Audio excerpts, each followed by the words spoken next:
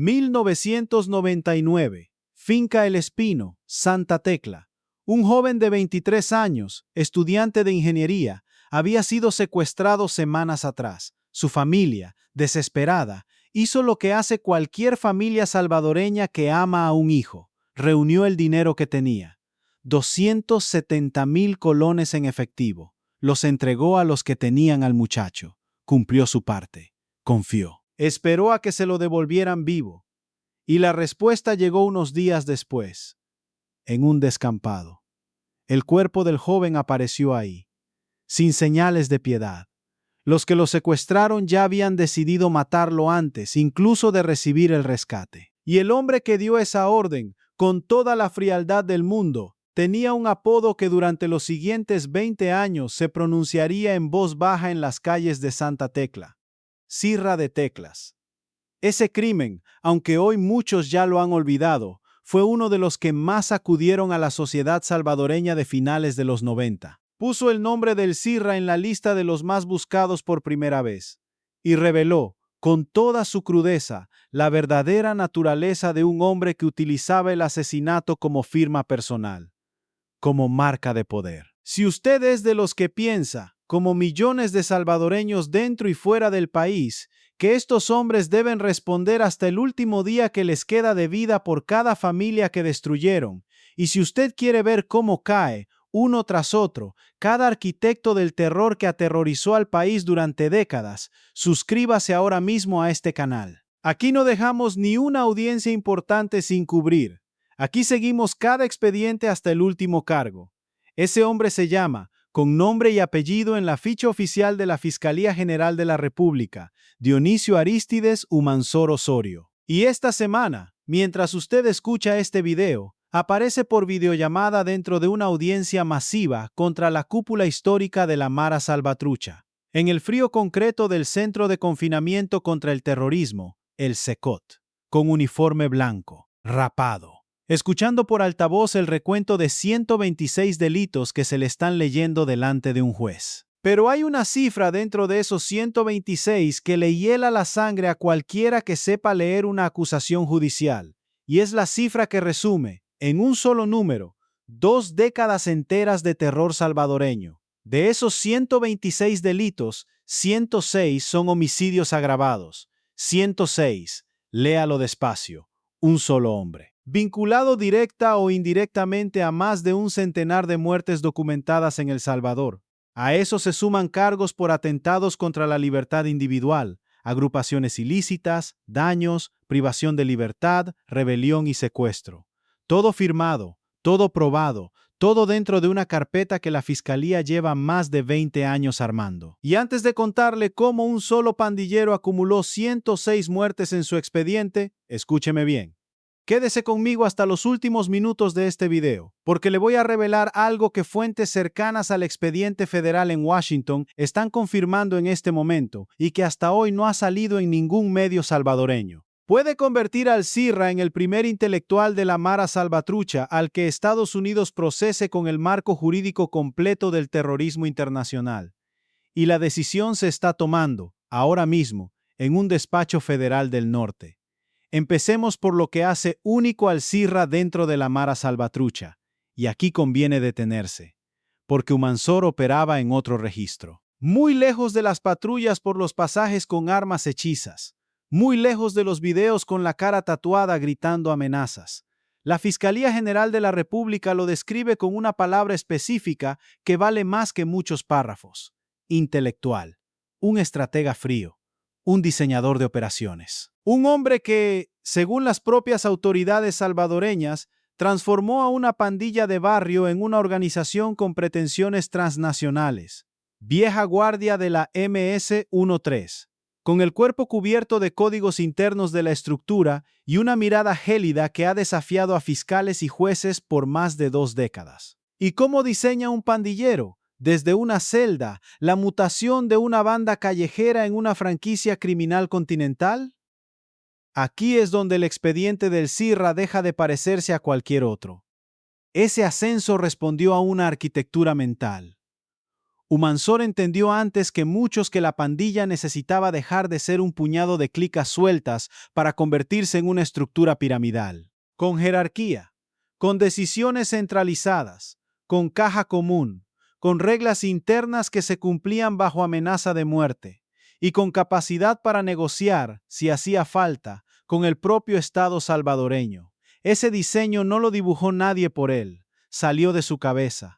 De ahí viene el sobrenombre interno con el que lo respetaban dentro de la ranfla, el intelectual. ¿Y qué significa exactamente que una pandilla de barrio se convirtiera en una franquicia continental bajo su liderazgo?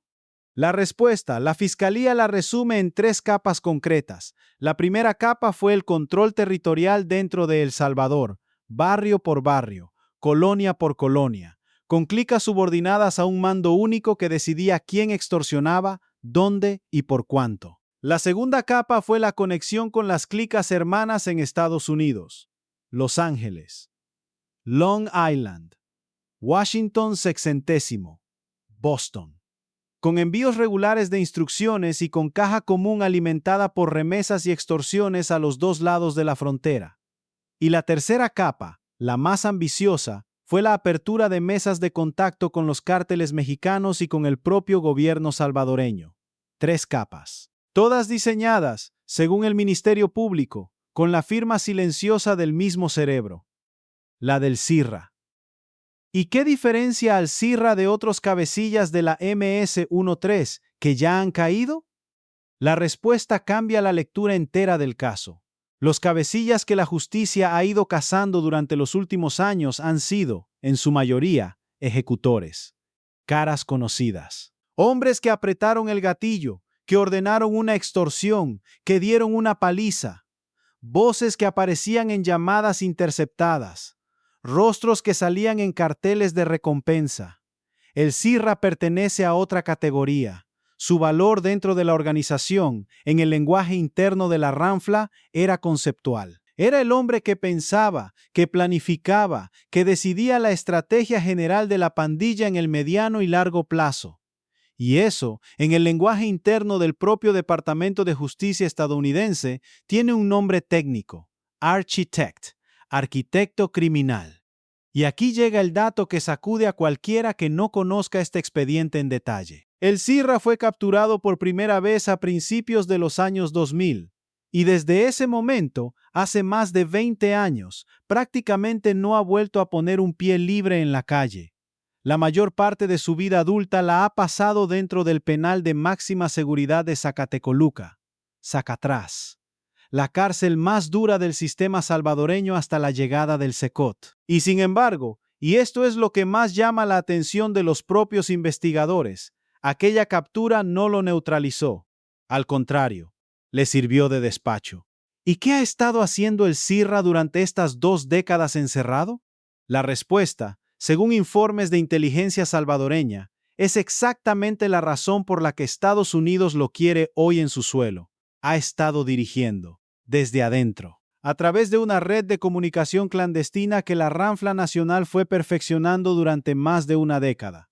Órdenes codificadas que salían por debajo de las mesas del comedor y llegaban, en cuestión de horas, a los barrios de Santa Tecla, de Ilopango, de Soyapango. ¿Y cómo consigue un preso de máxima seguridad, dentro de la cárcel más vigilada del país, comunicar órdenes en tiempo casi real a barrios que están a 100 kilómetros de su celda?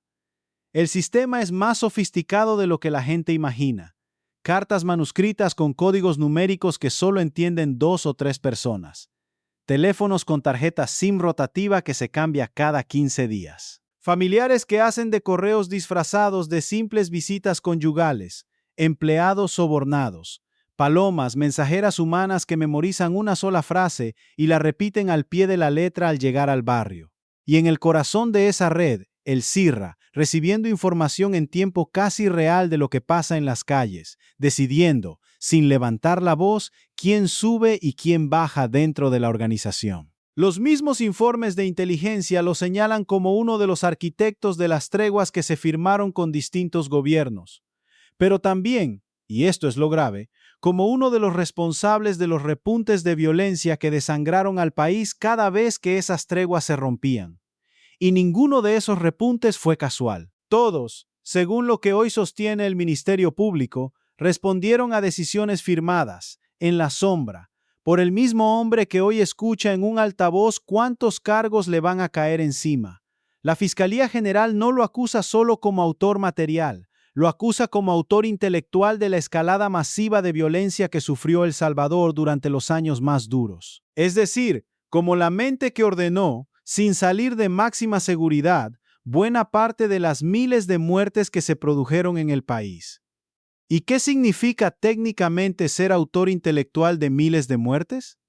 Significa que aunque nunca haya vuelto a apretar un gatillo con sus propias manos, cada cadáver que dejó la MS-13 durante casi 2 décadas lleva, en algún lugar, la firma de su cabeza. Y por esa acumulación de responsabilidades, la pena que el Ministerio Público está solicitando, sumando cargo tras cargo, superaría fácilmente los 1000 años de prisión. 1000 años. Fíjese en el número. Una cifra imposible para cualquier biología humana, coherente con la magnitud de lo que se le atribuye. Y por si esos 1000 años dentro del SECOT no bastaran, sobre la cabeza del CIRRA se está descolgando algo mucho más pesado. Algo que hasta hoy pocos medios han contado con claridad. Sobre él pesa, en este momento, una solicitud formal de extradición hacia los Estados Unidos. Y la razón, en este caso, es terrorismo. El Departamento de Justicia estadounidense lo reclama porque, según el propio expediente federal, las actividades de la MS-13, bajo su liderazgo directo, afectaron la seguridad nacional de los Estados Unidos. Deténgase aquí un momento. Un pandillero salvadoreño, considerado, oficialmente, una amenaza a la seguridad nacional de la primera potencia militar del planeta. Ese es el peso que hoy carga el nombre de Dionisio Arístides Humansor Osorio. ¿Y por qué Estados Unidos quiere específicamente al CIRRA en su territorio, teniendo tantos otros pandilleros dentro del mismo expediente? La respuesta la vamos a desglosar en este momento. Washington ya ha procesado antes a cabecillas de la MS-13. Lo ha hecho con 27 líderes en el Distrito Este de Nueva York. Sin embargo, ninguno de ellos, con todo lo que pesan sus cargos, encaja en la categoría específica que ocupa el CIRRA. Las autoridades salvadoreñas y los informes de inteligencia siempre reservaron para él un mote único dentro de la ranfla, el diseñador del pensamiento estratégico de la organización. El CIRRA rellena ese hueco. Y ese hueco tiene, para la Fiscalía Federal Americana, un valor jurídico enorme. Y aquí llega lo que le prometí al principio del video. La revelación que las mismas fuentes del despacho federal aseguran que está a punto de ocurrir. Y que, si se confirma, cambia por completo la forma en la que Estados Unidos procesa a los cerebros estratégicos de la Mara Salvatrucha. Porque contra ese perfil específico, el del intelectual, el del arquitecto, el del ideólogo, los fiscales del Distrito Este de Nueva York están preparando, según las mismas fuentes, un marco jurídico que hasta hoy solo se había aplicado contra cabecillas de organizaciones terroristas islámicas. Marco de conspiración ideológica dentro de una organización terrorista extranjera. Cargos que traen aparejada, si se prueban, cadena perpetua sin posibilidad de reducción. Y destino inmediato en la ADX Florence, la Supermax de Colorado. El mismo búnker donde están encerrados los cerebros del atentado a las Torres Gemelas. 23 horas al día en una celda de 3 por 2 metros, sin ventana, sin contacto humano, el resto de su vida. Escúchelo bien. El cerebro de la MS-13, si Washington gana la extradición, va a compartir bloque con los planeadores de atentados terroristas internacionales. Ese es el vecindario que le tiene reservado la justicia federal americana. 2 consecuencias. La primera, local, que el SECOT deja de ser el destino final del CIRRA. Se convierte, como ya lo consigna el propio expediente salvadoreño, en la antesala de una prisión federal en el norte.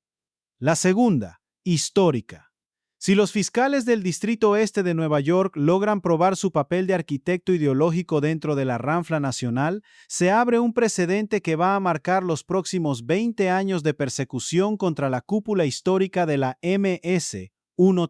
Porque después del CIRRA pueden venir todos los demás cerebros de la ranfla. Los estrategas que hoy siguen sentados en el Secot esperando su turno delante del juez. Y para el salvadoreño mayor que hoy escucha esta noticia en su casa, todo esto significa una cosa muy concreta. Significa que aquel joven de 23 años que fue secuestrado en Santa Tecla en 1999, cuyo cuerpo apareció en la finca El Espino, cuyo rescate se pagó en vano, tiene padres que, si todavía viven, pueden ver hoy, 26 años después, al hombre que dio esa orden sentado en una audiencia masiva, escuchando que le pueden caer 1000 años en su país y una prisión de por vida en el extranjero.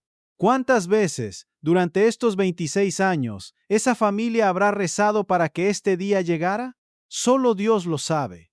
Y esa familia, si sigue viva, no está sola.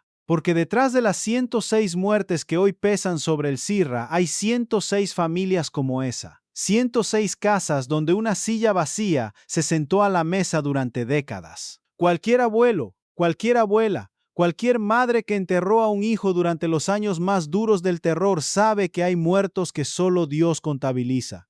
Pero también sabe que hay días en los que la justicia terrenal, la de dos países al mismo tiempo, decide ponerse en marcha con una fuerza distinta. Y ese día empezó a marcarse esta semana, dentro del Secot. Si esta noticia le pareció importante, deje su comentario aquí abajo diciéndonos desde qué ciudad nos está escuchando. Comparta el video con su familia, con sus hijos que viven fuera, con esos vecinos que también sufrieron los años del terror. Y si todavía no está suscrito, hágalo ahora mismo, porque en los próximos videos vamos a seguir cada movimiento del juicio masivo del Secot y cada paso de la Fiscalía Federal en Nueva York. Aquí no dejamos ni una captura importante sin contar. Que Dios los acompañe. Nos vemos en el próximo video.